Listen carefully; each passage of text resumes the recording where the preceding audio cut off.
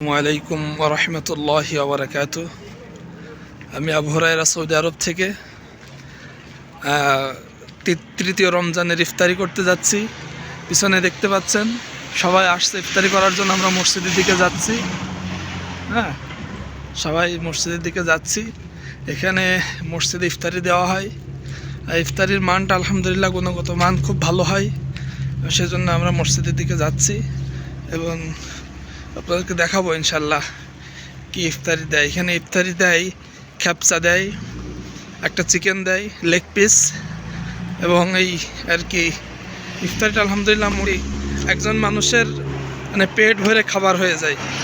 এটা হলো প্রতি রমজানে এরা দেয়, খাবার দেয়। তো আমরা যাচ্ছি, আমাদের আরও ভাইয়েরা সামনে আছে, তারা যাচ্ছে, আমরা যাচ্ছি ইফতারি করতে।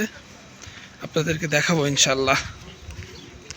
ইফতারির প্রায় আগ মুহূর্তে আমরা এখন যাচ্ছি, রাস্তা হাঁটতে হাঁটতে যাই এবং মসজিদের কাছাকাছি চলে এসেছি। শীত পড়ছে, অথচ বাংলাদেশে এখন গরম। এখানে যে শীত অনুভূত হচ্ছে, বাংলাদেশে সেই শীতটা এখন নাই।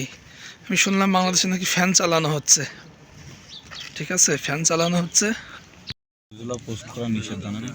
ইফতারি সব দিয়ে দিয়েছে, সৌদিরা দিয়েছে, সেটাই দিয়ে সমস্যা নেই। এটা তো আমরা তো কিনে খাচ্ছি না, যা দিয়েছে স্বীকার করতে সমস্যা কি নাকি? হ্যাঁ, রেট কে আজকের ইফতারি সুরমা আছে, খেজুর আছে, সালাদ আছে। এই যে আমরা ভাইরা আছি, কারোর উঠাবো না, আমার ভাইরা না, আমরা ভাইরা না।